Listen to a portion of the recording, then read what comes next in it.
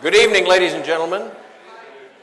Thanks for being here tonight. This is the beginning of a series that has been created to take your energy and kind of channel that in a common direction so that our community can continue to grow and develop and be the place that we all want it to be.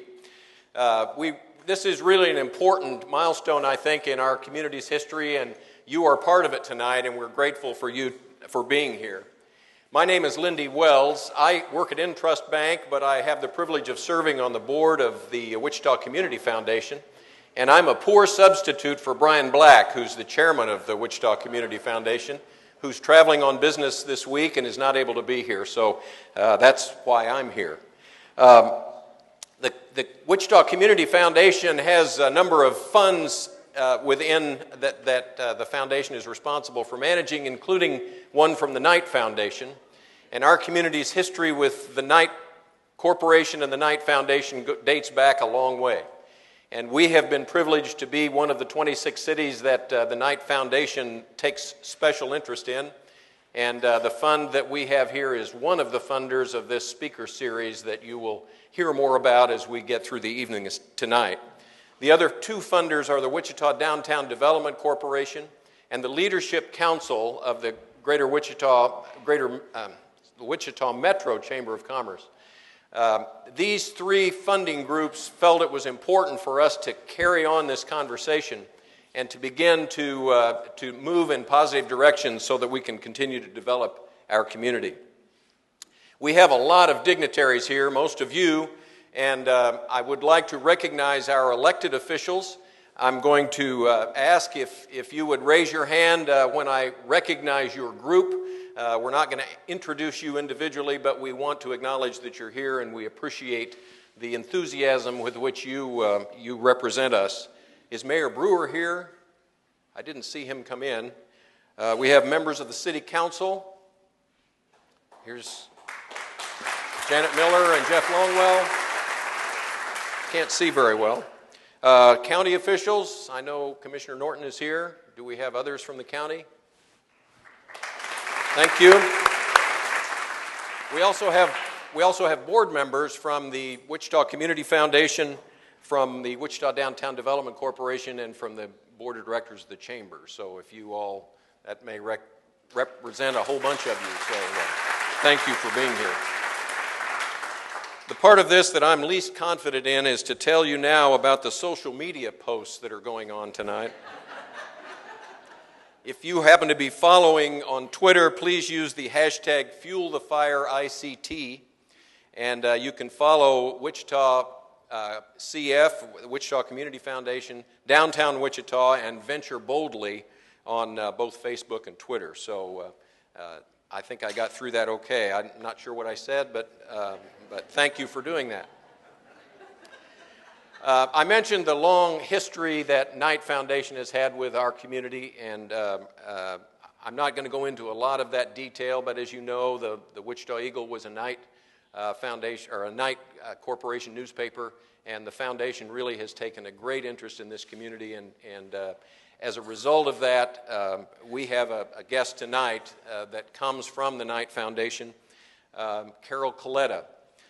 Carol was a director of Art Place. She has a very unique interest in public-private collaborations and creative placemaking, which, again, I'm sure you'll hear about tonight. For 7 years, Carol was the CEO of CEOs for Cities, which was a national network of urban leaders, and it's in that role that we had the privilege of hearing Carol a number of years ago come here and help us kind of get jump-started our downtown development plan as she had lots of counsel and advice about how we might be able to get off the mark as it comes to re-energizing our downtown. She's been named a Knight Fellow in Community Building at the University of Miami. She's a graduate of the University of Memphis and has completed graduate work at the University of Houston Clear Lake and and in design at the Institute of Design in Chicago. I know we're excited to hear what Carol has to say, so you've heard enough from me. Please welcome Carol Coletta.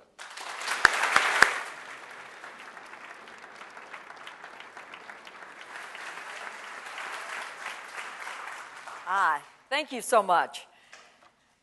You know, every week, it seems like someone somewhere unveils the next new thing in urban economic regeneration.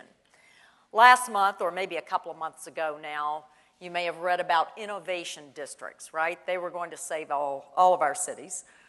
Before that, it was green jobs. Before that, it was an announcement of the new Silicon Valley or Glen or Prairie or Bayou somewhere in the world.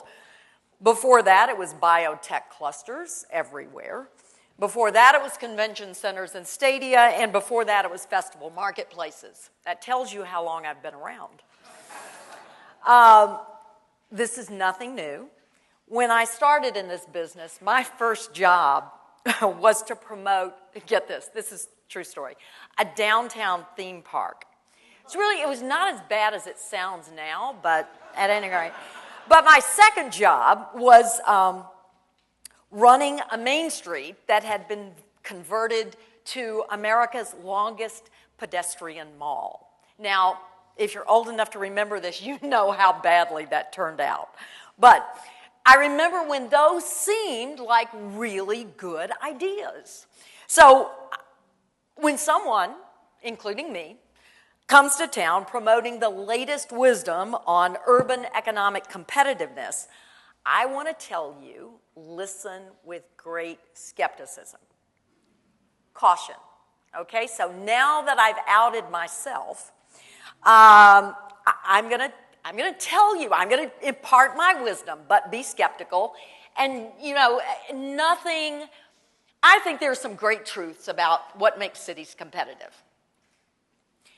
But all cities are different, and all cities are at a different moment in time. That's why when someone tells you something is a best practice, dismiss them immediately, because we don't know what the best practices are, because the world is moving too fast, and your city is different. It is at a different moment in time. Nonetheless, I do believe there are some fundamental economic truths, and that we can, as city lovers, as people who want to build our cities, I think we can learn and should learn from those things. And that's what I want to talk to you about for the next few minutes. Look, I love the theme of this series, Fuel the Fire, and I think this is exactly the right moment for cities to be fueling the fire, because cities are gaining momentum all across America. Now, again, I would tell you, you know, when I started in this business 100 years ago, the notion that a downtown was going to redevelop, I swear you had to be like Pollyanna. You know, you had to be like, Annie, the sun will come out tomorrow. Because it was it seemed like such an impossible situation. I was working, and just to give you perspective, I was working in Memphis, Tennessee, mid-sized city, not at that time predominantly African-American, but certainly on its way to being predominantly African-American, which meant, unfortunately, in America, also probably poor and undereducated. That's a terrible combination, and yet it persists, and it's too true today in America, this many years later. But Dr. King had been assassinated in downtown Memphis in 1968, and I was working on the redevelopment of downtown Memphis, less than 10 years after that, actually much less than 10 years after that, but nonetheless, we won't go there. But like imagine, okay, so this place, right? And I know there's a generation in Wichita, there's a generation everywhere, my generation, that still believes that downtown, is like this impossible thing, right, to regenerate. Oh my gosh, no one will go there. Oh, it's unsafe. Well, okay, that's very outdated now. In mid-70s, not so outdated. And so, I feel like I've been sort of running, sort of swimming against the tide all these years. But it's really interesting where we've now come. And so this is an unusual opportunity-filled moment for Wichita and for all major American cities. And so those of you here who are really working at this moment to get it right. I appreciate what you're doing, because I can tell you, you look at the economy in America, America does not succeed unless its cities succeed. So the work you're doing is critical not only to Wichita, but it's critical to the health and the success of our nation. So I've been thinking about what I wanted to talk to you about. And I think I want to work with you as you start this Fuel the Fire series to sort through some, I think, things that really matter to the success of cities. And I'm going to put them in 3 boxes, okay? So there are 3 categories of things. I think there are a few things that we know about what underpins the success of cities that are, I would call them, clear and enduring, right? These are things we're really pretty clear about. The research is very solid. Then I think there are some things that for which there is new and strengthening evidence. That's the second box. And then the third box is a little more intuitive. I would call these things emerging, or sort of glimpses of an unevenly distributed future. And so I want to take a shot at sorting these things out for you and for me, because I'm doing a lot of thinking about it at night, and sort of which is which. Okay, so as I look at all the factors that can that influence the success of cities, I think there are 2 that just leap to the top of the list, and there's really should be no argument about those 2. And they are talent and opportunity. Those 2 rise to the top of the priority list. They're clear and enduring. The term talent is really imperfect, because I'm using it as shorthand for people with at least a 4-year college degree. Now, bear with me, because no, those are not the only talented people, but these are the only talented people we can count, right? We can count people with a 4-year degree. And if you can count more of them in your community, that's a really good thing. In fact, if you had to want one thing for your community, that's the thing you would want. More people with 4-year degrees. Because it turns out that the success of your community, if you measure success as per capita income, 58% of the success of your community can be explained by the percentage of college graduates in your population. That's pretty impressive, right? If anything explains 58% of your success, it ought to be a priority, right? It ought to be at the top of the list. And I think more and more cities are getting this, and yet still there's this resistance to it. And I'm gonna talk about that. But the research is so clear on this that if I would say, again, if you're not making the development, attraction, and retention of talent your #1 economic development priority, I would say you need to rethink your priorities, right? You need to rethink your priorities, because it explains so much. And it's interesting because I think that's what this means is that everybody, every single person in your community ought to have a chance to reach his or her full potential. And and this is interesting. Education, we think of education in America as an individual good, a private good. If I get a 4-year degree, that's good for me. You know what? It turns out it's good for you too. If you live in the community with me and I get a 4-year degree, if you have less education, you still do better. All of us do better when we live near people who have more education. So it's actually a public good in a lot of ways. But right alongside the consideration of talent as a priority, we also have to create opportunity. Foundation for creating opportunity is education. So it's hard to go wrong investing in education. But as any educator knows, that's not enough.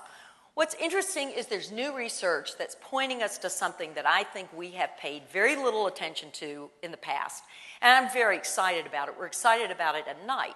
And that is the finding that intergenerational economic mobility, in other words, if you start one place and you end up, moving up economically, there are kind of three big factors that influence this. One is, do you come from a two-parent household? Okay, we kind of got that. B, did you go to a good elementary school? Okay, we kind of know that. Here's the third thing that I think we didn't pay much attention to at all. Do you live in an economically integrated community? In other words, do you live in a community where people with more money and less money, which usually means, by the way, more education and less education, live in close proximity? That is actually a fundamental factor to intergenerational economic mobility, or what I would call opportunity. I don't know about you, but if where you're born dictates where you end up, if zip code is destiny, then I think the American dream is dead. And unfortunately, if you look at maps of this country, our major cities, as I've been doing the last year, in fact, we've been looking at 40 years of history of neighborhood change.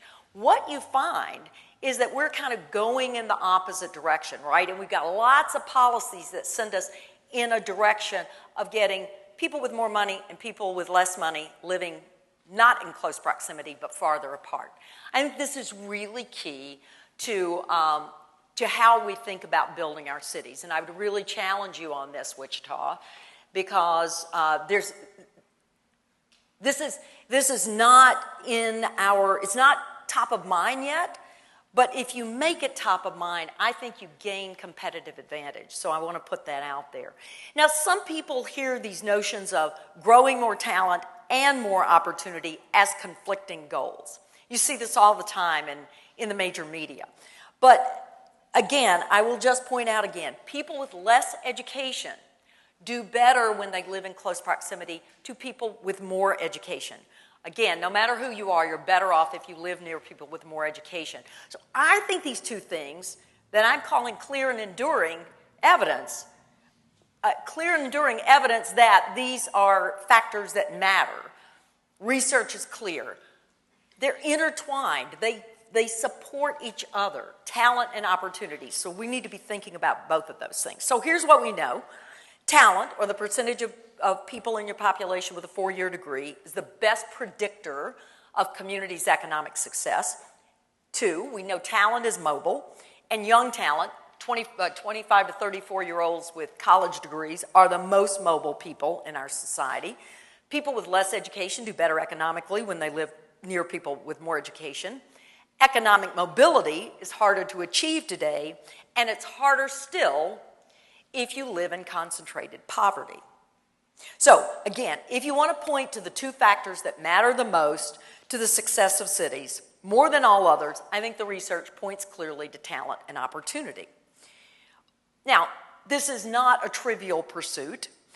In fact, when you compare Wichita to the largest 51 metro areas in the U.S., the city underperforms on some talent metrics that are forward-leaning, that point to the future.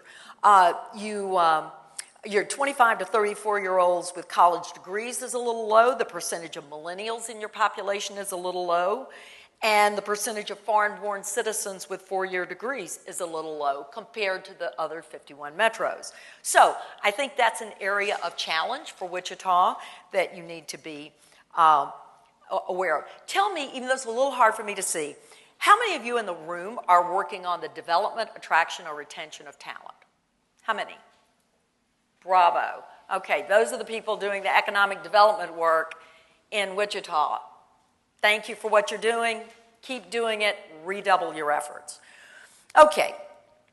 Then I said there was a second category of things that matter to the success of cities, where there's new and strengthening evidence that this really matters.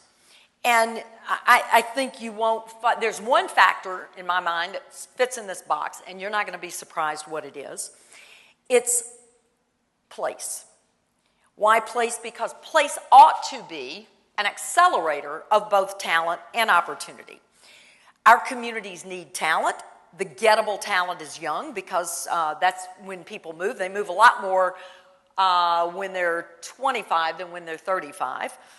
And what are the kinds of places that help us get and keep talent? Again, evidence is mounting. It's really pretty clear. Those places that are attracting and keeping talent are places with vibrant core cities. So I'm going to ask again, who's working on Wichita's downtown? Investing in it, working on it? Good. Okay, I'm talking to you. And I'm about to give you, I think, the most powerful arguments we have about why vibrant core cities matter.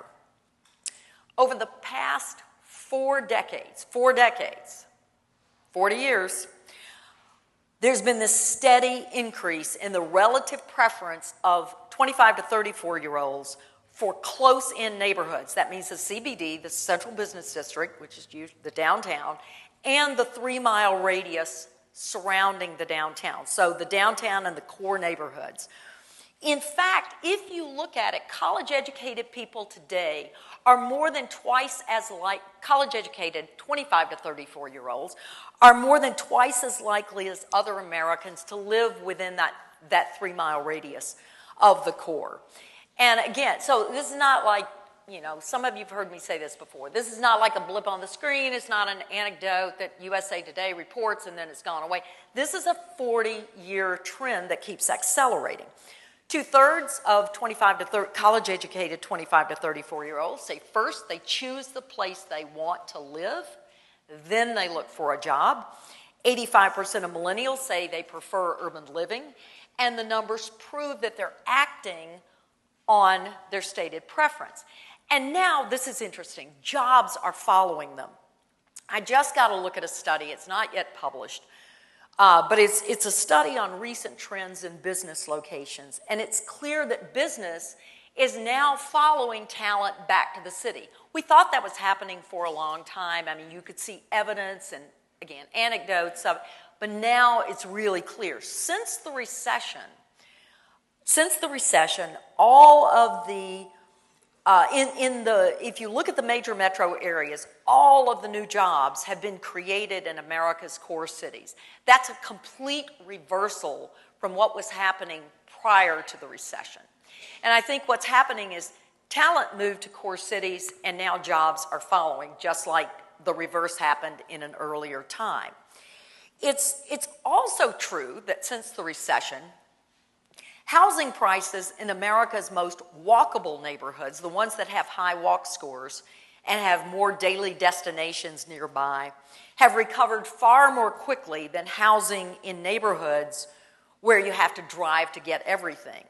Now, again, I want to point out, what I just said is not about what architects and planners and new urbanists and Lori Volk and people like that do. No. This is the average American home buyer.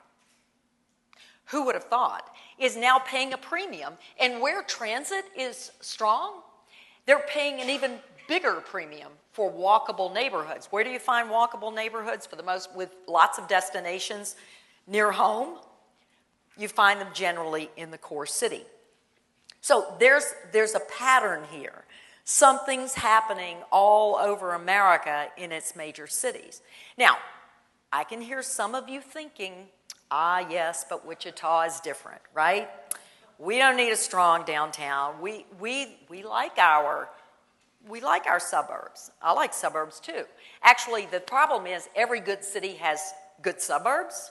I mean, every city has good suburbs, but every city doesn't have a great core. And I think that's become a real differentiator, particularly with a younger generation.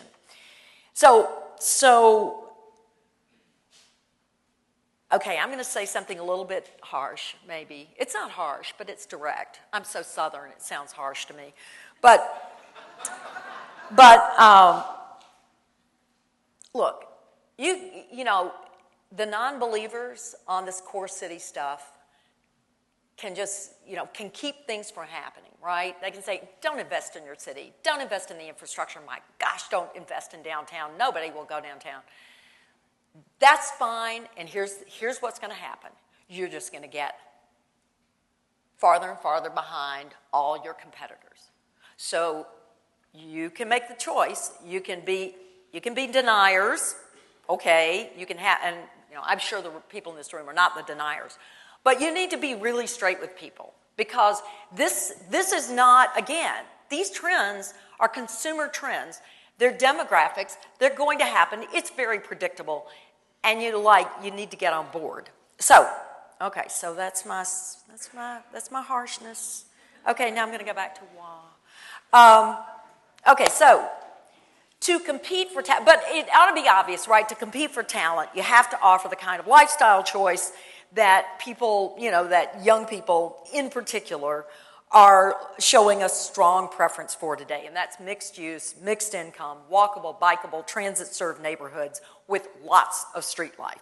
Good places attract and keep good talent, which is job one in terms of economic development, and good places also play a critical role in the economic mobility that is at the heart of the American dream, and I talked about why that is.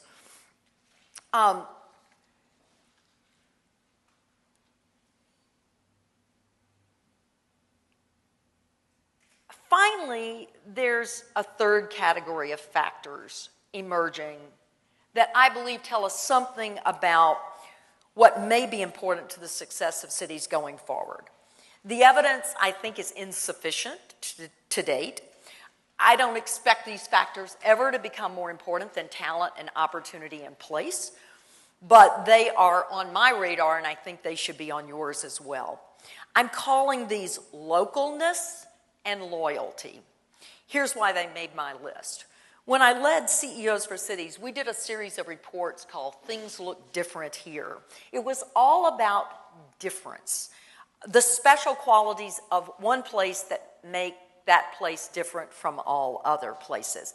And if you know Michael Porter's work on competitive advantage, you know that difference, in this case we call it distinctiveness, is one of three generic ways, strategies for competing. The others are low cost and focus. Really hard for a U.S. city to compete on low cost today in a global economy, and focus brings its own set of problems.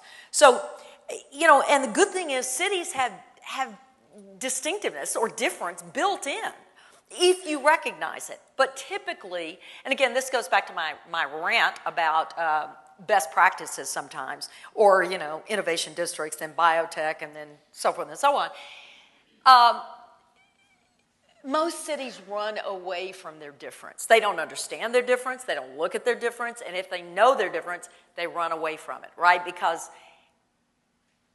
the other guy's not doing it. The other city's not doing it. So, oh my gosh, I don't want to take that risk and do it and look wrong.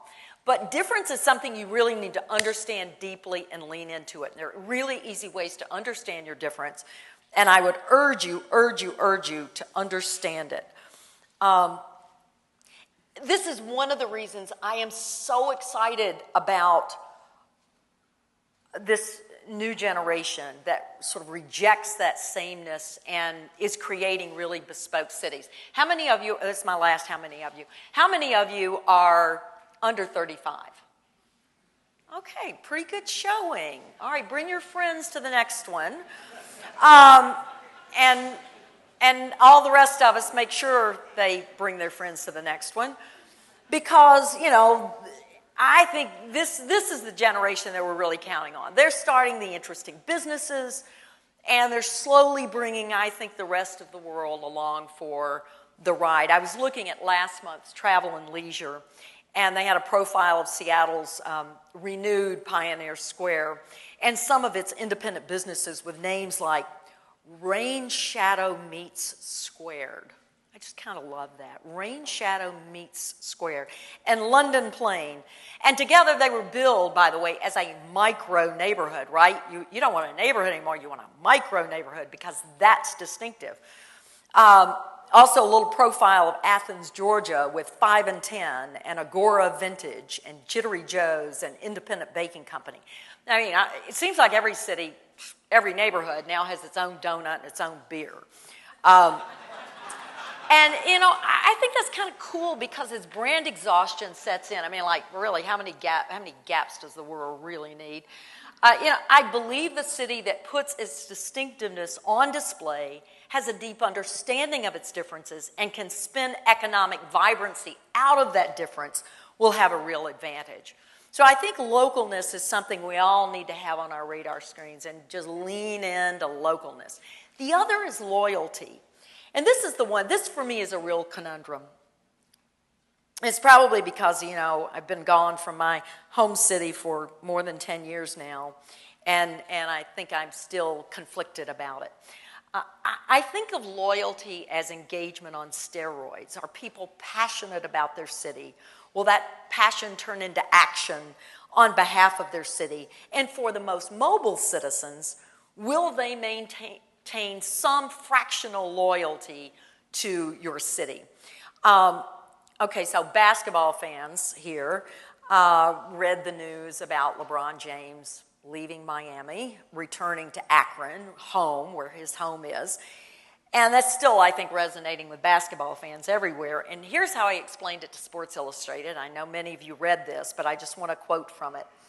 "This is not about the roster or the organization," he wrote. "I feel my calling here goes above basketball. I have a responsibility to lead in more ways than one, and I take that very seriously. My presence can make a difference in Miami, but I think it can mean more where I'm from. Our community, which has struggled so much, needs all the talent it can get." What was interesting is LeBron, you know, maintained his loyalty to his hometown of Akron even when he moved to Miami. And when he quit Miami, he reassured the disappointed, "Miami will always be my second home." And there are a lot of people for whom your city, you know, is home. Even if they live elsewhere, it's home. And I think we should all be taking a cue from Australia, and I won't talk a lot about this, but there's a group in Australia called Advance Australia. And they're very determined that even as people leave Australia, they will maintain ties to Australia, and they're very organized about it. So I've been thinking about fractional loyalty. You may not be able to get all of a person's time or all of a person's tax dollars or all of a person's presence, but if you can get even a fraction of that, I think you should figure out ways to organize and get that. And ultimately, maybe you get more and more of that. You know, that's because, I mean, to me, it's back to how do we develop all of our talent and put all of our talent to work and recognize our talent even though it may be elsewhere. You know, there was a time, and it was not so long ago, when you could get 10 men, and it was men, in a room, and they could make almost any decision about a city's future. Today, good luck with that.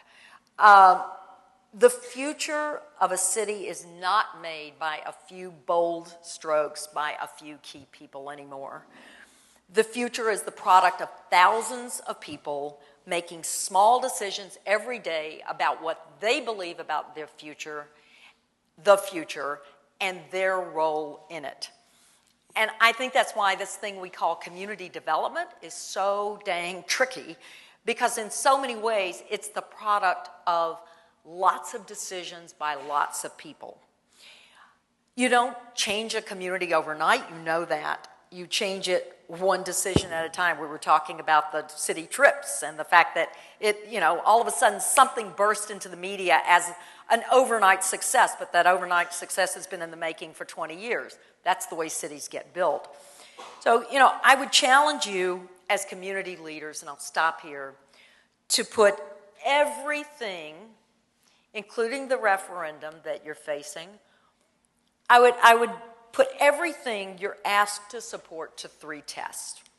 Will this decision increase the supply of talent? Will this decision increase opportunity? And will this decision increase the quality of this place? As someone, and I said this earlier, who believes that the fate of our nation rests in the success of America's cities, I deeply appreciate the work that each of you in the room I know is doing, or you wouldn't be here for this series tonight. I hope you will come back, and I hope out of this series will coalesce a real sense of Wichita's future and what you need to do together to make that future happen. Thank you.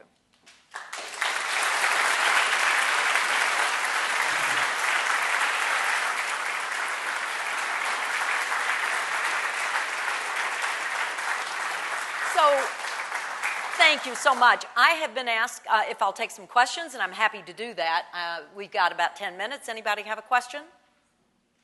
A challenge? A complaint? Yes? Could you say a little more about fractional loyalty and how one might demonstrate that? Yeah, you know, I think I'm absorbed with this question. I don't know what to do with it. I don't know completely what to do about the question of localness, and I would be really interested for anyone with an idea, for me or for Knight, on this. It would be, I would invite you to talk to me afterwards.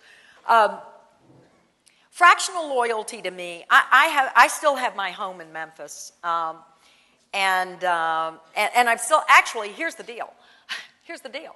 I lived in Chicago for 10 years, so I'm a big NBA basketball fan, so I say on any given night, I'll probably win because I still follow the Grizzlies and the Bulls and the Heat. So, you know, my odds are very good. And to me, that's what fractional loyalty is all about.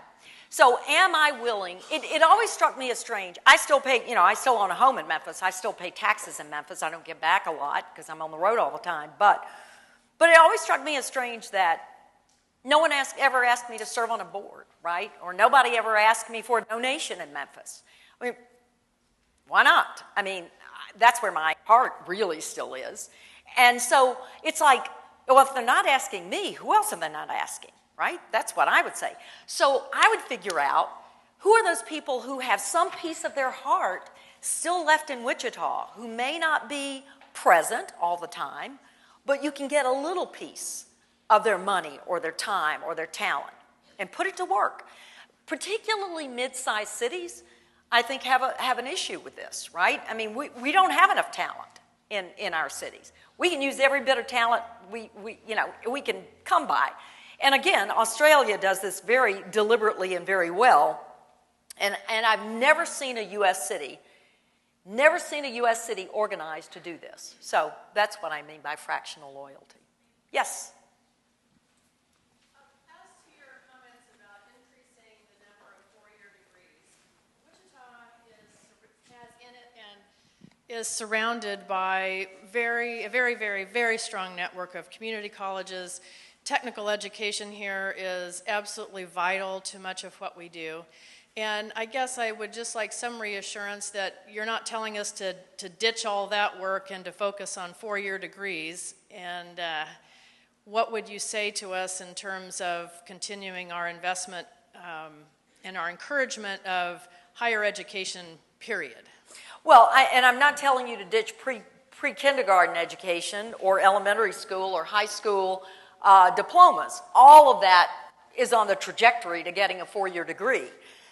The research, and this differs in local communities, but if you look nationally, unfortunately, there could be a lot of reasons for this, but two-year degree people don't do a lot better financially, per capita income. They don't do a lot better financially, on average, nationally, than high school graduates. And, I think that's not because they're not smart or smarter and have, more education. I actually think what's happening today, and you know this, a lot of employers are simply using four-year degrees as, that's a nice little way to say yes to some people and no to others. I mean, it's just a convenient way. So absolutely, depending on the market and depending on the technical education and how it's calibrated to the local market, I think you absolutely want to support technical education, just like you want to support everything else that comes before it. One of the things that I think our economy is requiring today, is flexibility. And the job market is changing so quickly that if you only have one skill and the need for that skill goes away, then then you're sort of stuck. And that is, I think that's where, none of us wants to get stuck. And all of us need to be flexible and ever more flexible. And keep learning. I mean, the more we learn, the more valuable we are. So, yes, invest. Yes? I have a quick question. You were talking about finding the difference in your community. Yes. And expanding on that. Yes. I don't need that. And I would like if you would just expand on that a little bit about what are the thought process we would go through to make some decisions on that, on how to change. Yeah, that, well, and Let me say one thing. Yes, please. Wichita is known for its people. And people say we love living here, people who've moved here from other cities. They love living here because of the people. They don't really expand on anything else. And I know that people make it, but you want to have something that draws them there initially. Okay, I'm going to be really frank because I get to leave town tomorrow at 6 a.m. Seriously, a lot of people sitting in a room like this in a lot of other cities would say, our people are our strength. So you're probably right, but it's not enough, right? That's not a difference. So that won't set you apart from any other city. Although there are some cities definitely friendlier than others. But let me talk about difference, because that's a really important point. Here, if I were going to analyze the difference and do it really quickly, and others of you probably have a lot of other ideas, but here's what I would do. I would first look at our industry classifications and our job classifications to see where we have difference from other communities, and particularly other communities that you find yourself competing with in the region. It's the first thing I would do. But I would also look at my patents, and then I would look at the classifications there. And the next thing I would do, and this is where I think a lot of people overlook a huge opportunity, I would look at consumer attitudes, behaviors, and beliefs and how those differ. And because you can develop both place attributes as well as economic attributes based on what consumers, how we're different. Because if a business, for instance, let me give you an example of Portland, Oregon. That's a city I know pretty well. Portlanders, turns out, drink more beer, drink more wine, read more books, and participate in outdoor sports much more than other people in America. So what that's made it possible for Portland to do is to respond with businesses that serve people who want to be physically fit, active outdoors, drink wine, drink beer, and read books. What happens is if you have a market of people who want to do those things, you start serving that market. They are a discerning market, right? So they're saying you're good, you're not so good.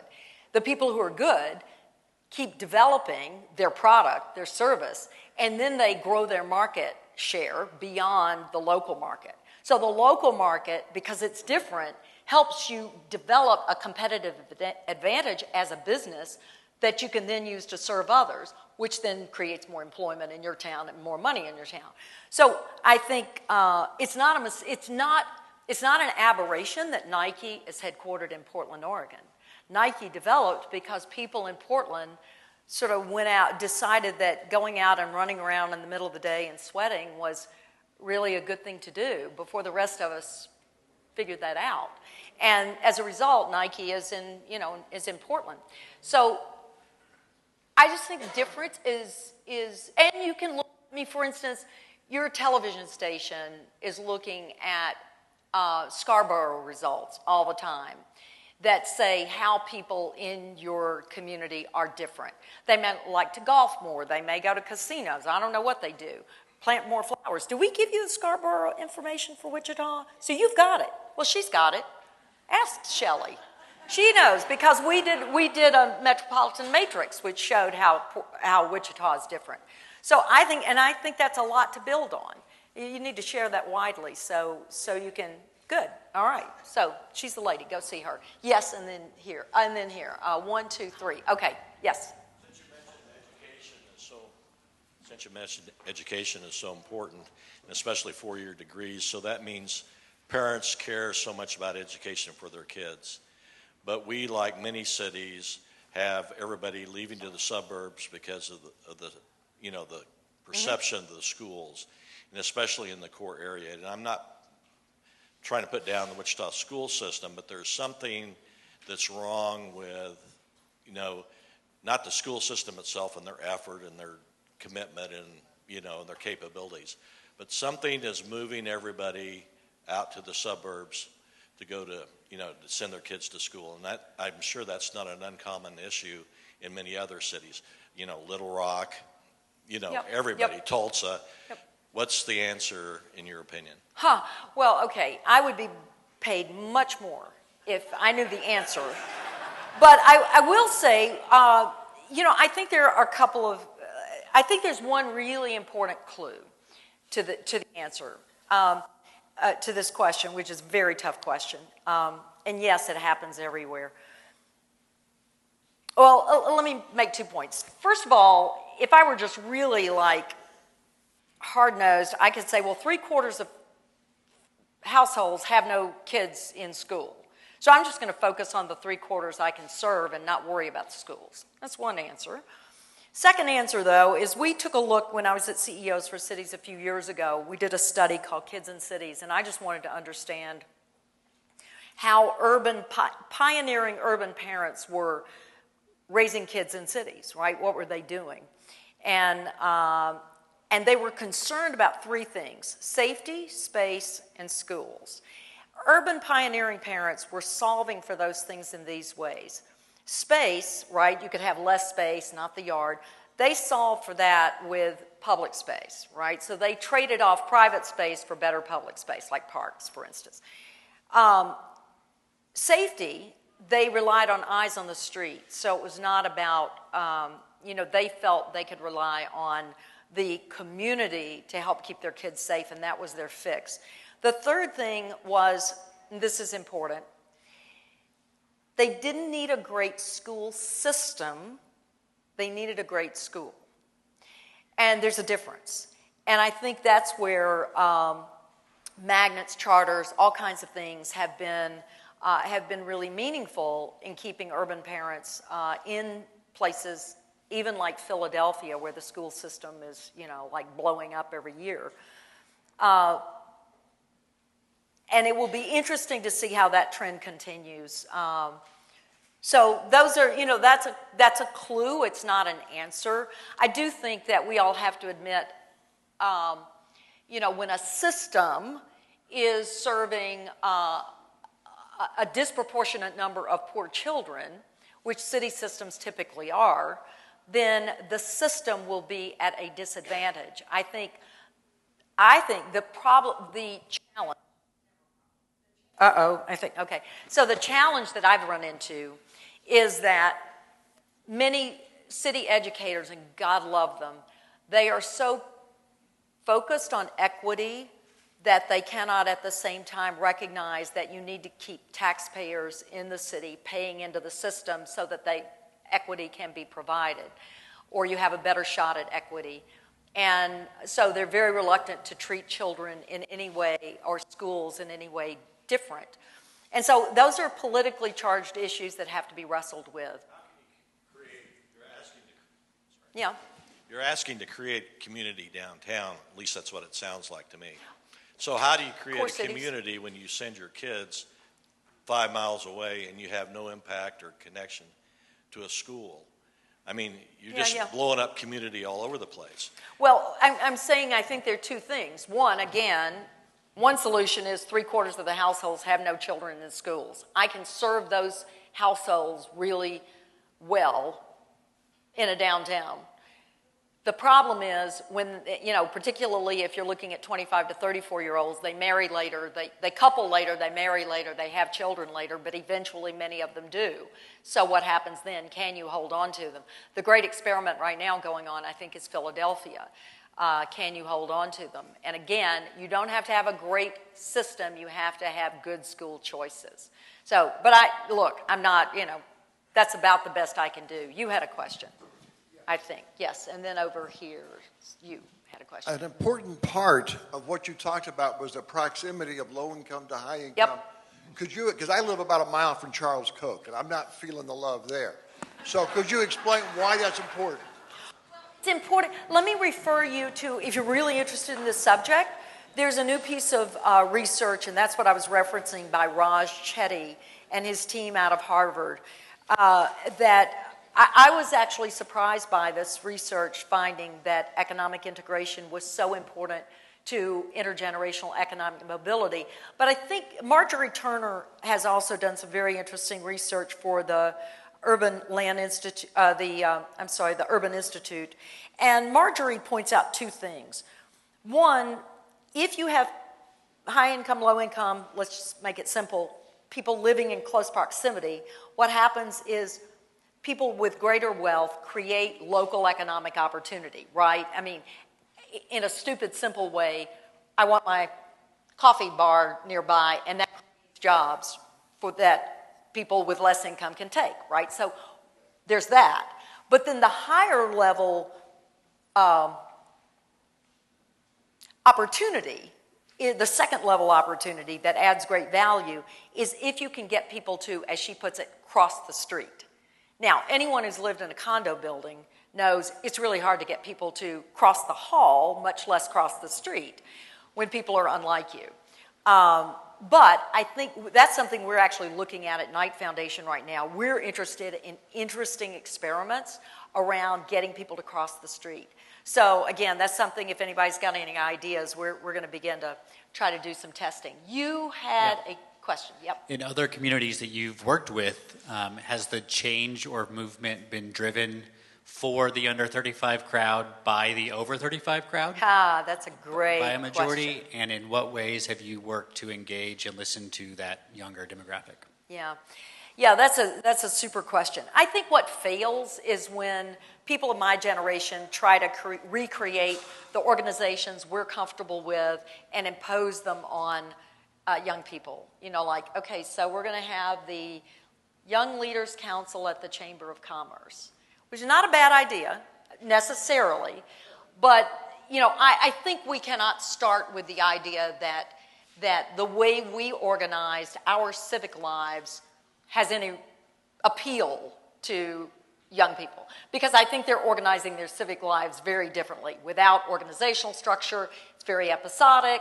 Nobody's going to lunch every, a Rotary lunch at every Wednesday, right? I mean, they don't, it's like, I don't want that. We can connect in other ways. So I think the most successful things I've seen in other cities are when 25 to 34-year-olds do not wait for permission. They're just going out and doing their thing. And when there's someone, I see it in Milwaukee, I've seen this in a lot of cities, where there's someone in the power structure, the traditional power structure, that recognizes the value that they're bringing and sort of just has trust that they need to invest, so they can bring some resources to those very different ways of operating and allow them to emerge. And we're trying to do that at Knight. So, that's what I've seen.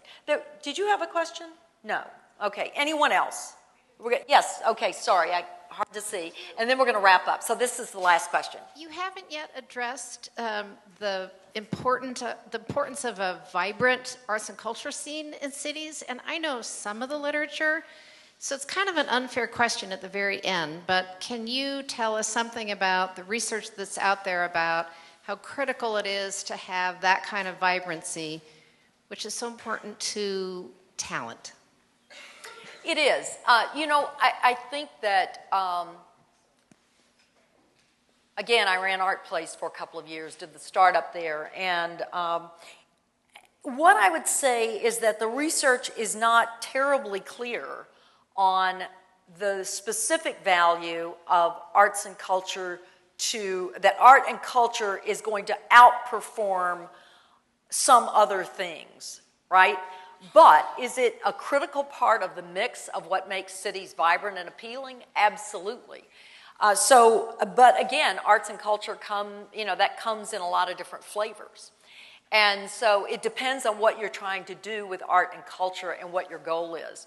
But we believe very strongly at Art Place, and certainly still do at night, and we've made investments in our portfolio at night, which is supposed to be the community and national initiatives, not the arts portfolio. We've made investments in the arts because we believe that arts are such an important contributor to the vibrancy of communities. And if I had to sort of summarize what I think people are looking for, these people who are moving back to cities in great numbers today, I would say what they're looking for is, if I had to use one word, it would be vibrancy. And so all of the things that contribute to that, I think, are critical to the success of cities. Because again, I'm sorry, I'm going to say one more thing. Don't forget what I said. I think I didn't use the stat, but I'll use it now. 64%, I said 2/3, 64% of college-educated 25 to 34-year-olds say, most mobile people in America, say first they choose the city they want to live in. Then they look for a job. So if you're not competing on livability, on appeal, on vibrancy, you're not competing economically. So, okay, good. Thanks.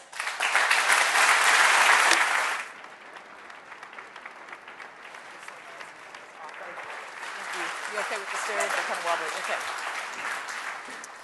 Thank you so much, Carol. I'm Shelley Pritchard. I'm the president and CEO of the Wichita Community Foundation, and we were thrilled to partner with the Chamber and the Leadership Council of the Chamber and Wichita Downtown Development to bring you Carol. I think she left a very great, vibrant start to this city, and I love the idea of localness and loyalty. And when she said to understand and embrace our differences, and I think she's really helped us get the courage to start that tonight. So, and thanks to all of you. When we planned this, we had no idea if it'd be the staff and, Lindy sitting here. So we're thrilled that you guys came out. And thanks to Lindy, who is a great board member, and just to all of our board members and the supporters, and of course the staff who made this all possible. And I was tweeting. Our 23-year-old staff member taught me how to tweet, so I did understand what you were saying, Lindy. And isn't it fun to see our tweets live online? I did tell Carol that we were going to monitor it in case somebody asked for her phone number, and she said, that'd be fine. It's been a while, she said. So we won't tell her husband. No, we won't tell her husband, but if anybody wants to know, just let me know afterwards.